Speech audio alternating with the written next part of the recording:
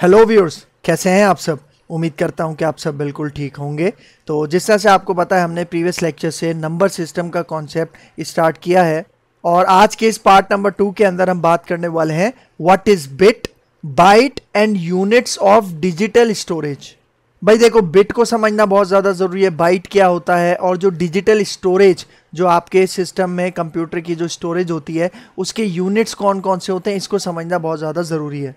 उसके बाद हम आएंगे कन्वर्जन्स के ऊपर के जो मैंने आपको नंबर सिस्टम के इंट्रोडक्शन में डिस्कस किया था ना, कि हमारे पास बाइनरी टू डेसिमल कन्वर्जन होती है, डेसिमल टू बाइनरी होती है, हेक्साडेसिमल होती है, ऑक्टल होती है। तो इनको हम इस लेक्चर के बाद देखेंगे। तो कन्वर्जन्स के ऊपर आने से पहले इस लेक्चर को समझना बहुत ज़्यादा ज़रूरी है। तो आपने मेक श्योर करना है कि इस वीडियो को एंड तक वॉच करना है ताकि आपको इसका कंप्लीट कॉन्सेप्ट समझ में आ सके। तो वीडियो को स्टार्ट करने से पहले एक छोटी सी रिक्वेस्ट कि अगर आप मेरे चैनल पे फर्स्ट टाइम आए हो और अभी तक आपने मेरा चैनल सब्सक्राइब नहीं किया तो चैनल भी सब्सक्राइब कर लो, इसके साथ साथ बेल का आइकन भी प्रेस कर लो क्योंकि और भी बहुत सारी वीडियोस इस लेक्चर सीरीज के अंदर आने वाली हैं। तो मैं हूं आपका सर मोहम्मद आदिल और अब हम अपना लेक्चर स्टार्ट करते हैं।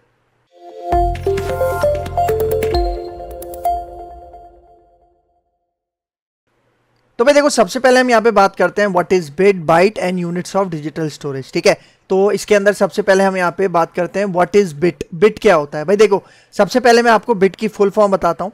अब bit stands for binary digit, मतलब बिट हमारे पास दो वर्ड से मिलके बना है और वो क्या है? Binary digit. ये जो बिट का बी है उसका मतलब बाइनरी, और डिजिट के अंदर जो IT आता है वो आपके पास है ये जो बिट के अंदर IT आता है। ठीक है, तो bit it stands for binary digit. आपको पता है बाइनरी के अंदर सिर्फ दो डिजिट्स होते हैं, 0 और 1। तो 0 को भी आप बिट कहोगे और 1 को भी आप क्या कहोगे? बिट। ठीक है, फिर यहां पे देखो बिट क्या है? Bit is the smallest unit of data in computing and digital systems. मतलब अगर हम डिजिटल सिस्टम्स की बात करें, डेटा की बात करें जो हम कंप्यूटर सिस्टम के अंदर यूज करते हैं, तो उसका जो स्मॉलेस्ट यूनिट है वो क्या है? वो है आपके पास बिट।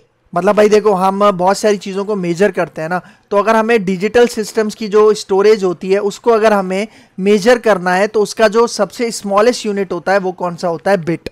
जिस तरह अगर मैं दूसरी एग्जांपल्स आपको दूं, यहाँ पे देखो, जिस तरह नंबर से रिलेटेड यूनिट्स आपने पढ़े होंगे अपनी स्कूल लाइफ के अंदर, जिस तरह वंस होते हैं, टेंस होते हैं, हंड्रेड्स, 1000, 10,000, इसी तरह से आगे चलता जाता है। तो इसके अंदर सबसे स्मॉलेस्ट यूनिट क्या हुआ? 1।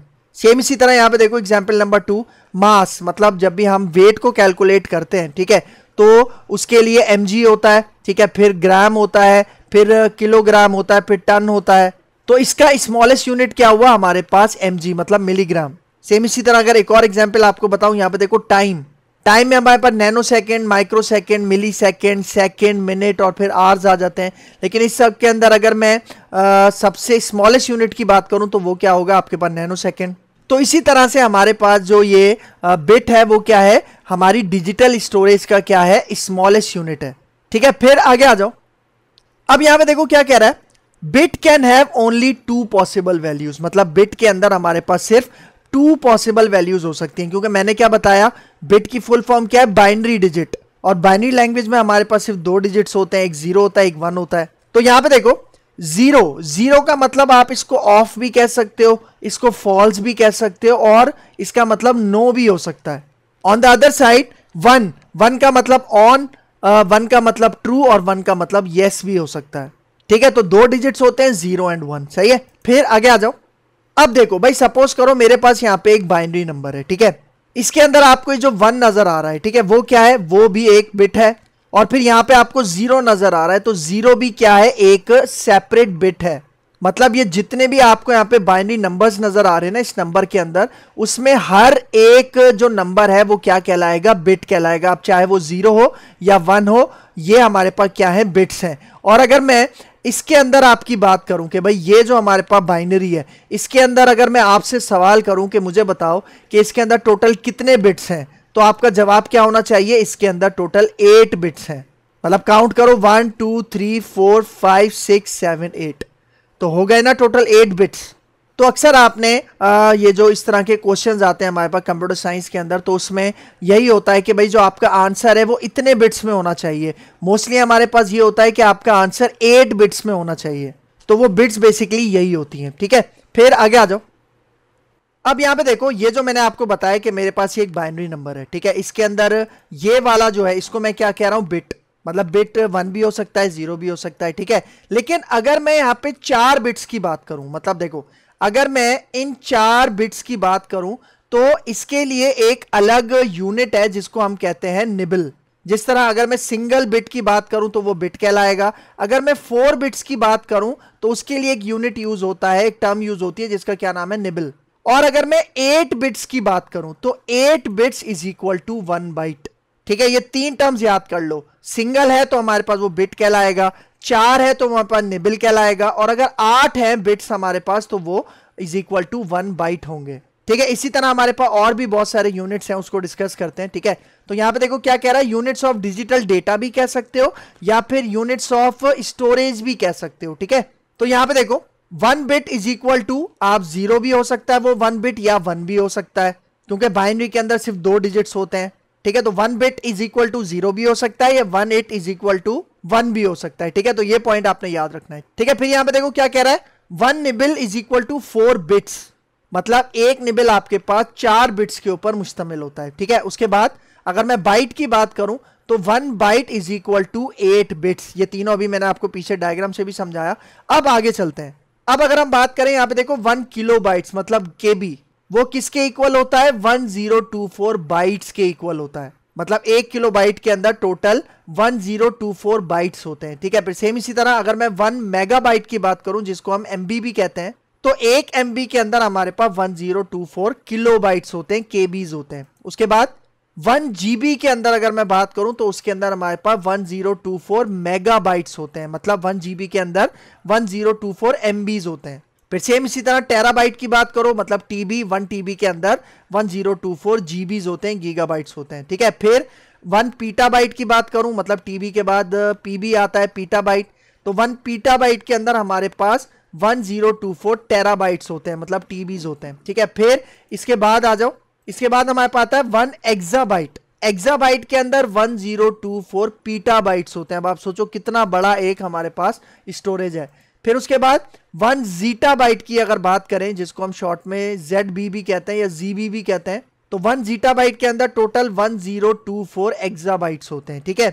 और अब आ जाओ last but not the least, वो क्या है, 1 योटाबाइट, जिसको हम YB भी कहते हैं, उसके अंदर 1024 जीटाबाइट्स होते हैं। मतलब आज की तारीख के अंदर हमारे पास इतने यूनिट्स ऑफ डिजिटल डेटा हैं, लेकिन और भी हमारे पास डिजिटल डेटा आ चुके हैं मार्केट में, ठीक है। मतलब हमारे पास अभी तक की इंफॉर्मेशन के मुताबिक ये है, लेकिन आने वाले दिनों में आपको और भी इससे ज़्यादा, मतलब योटाबाइट से ज़्यादा भी जो यूनिट्स हैं स्टोरेज के, वो आपको देखने को मिलेंगे, ठीक हो गया। फिर यहाँ पे देखो वाई बिट्स, मतलब बिट्स क्यों हम यूज करते हैं, मतलब हमारे जो कंप्यूटर सिस्टम्स हैं उसके अंदर बिट्स यूज होते क्यों, उसकी एक बहुत इंपॉर्टेंट वजह है। यहाँ पे देखो क्या कह रहा है, computers use bits because they work with electronic switches transistors that can only be in 2 states. मतलब भाई देखो हमारा जो कंप्यूटर सिस्टम है ना, उसके अंदर हमारे पास छोटे छोटे इलेक्ट्रॉनिक स्विचेस होते हैं। जिस तरह आपके रूम के अंदर बल्ब को या फैन को ऑन करने का स्विच होता है ना, जिससे आप ऑन करते हो, जिससे आप ऑफ करते हो, तो सेम इसी तरह हमारे कंप्यूटर के अंदर उनको ट्रांजिस्टर्स कहा जाता है। मतलब वो जो छोटे छोटे टाइनी टाइप के स्विचेस होते हैं ना, वो बेशुमार होते हैं हमारे कंप्यूटर के अंदर। मतलब अगर मैं कहूं कि करोड़ों अरबों की तादाद में होते हैं तो ये गलत नहीं होगा। तो उन इलेक्ट्रॉनिक स्विचेस को क्या कहा जा रहा है, हमारे पास ट्रांजिस्टर्स कहा जा रहा है। टिनी होते हैं, वो बहुत छोटे होते हैं, बहुत ज्यादा माइक्रो होते हैं, और उसकी 2 स्टेट्स होते हैं, ठीक है। एक होता है हमारे पास 1 मतलब ऑन, और दूसरा होता है 0। 0 मतलब लो वोल्टेज और 1 मतलब हाई वोल्टेज। मतलब भाई देखो जब भी हम कोई भी डेटा प्रोवाइड करते हैं ना कंप्यूटर को, तो वो डेटा मैंने आपको बताया था बाइनरी में कन्वर्ट होता है। तो सपोज करो एक बाइनरी नंबर है 1010, तो इस बाइनरी नंबर को 4 ट्रांजिस्टर्स क्या होते हैं, असाइन होते हैं, जिसमें से जो पहला है वो 1 है, तो क्या होगा, उसको हाई वोल्टेज मिलेगा, मतलब वो जो बिट है वो ऑन हो जाएगी, और जिसको 0 मिलेगा वो बिट ऑफ रहेगी, मतलब वो जो इलेक्ट्रॉनिक स्विच है, ट्रांजिस्टर है, वो ऑफ रहेगा।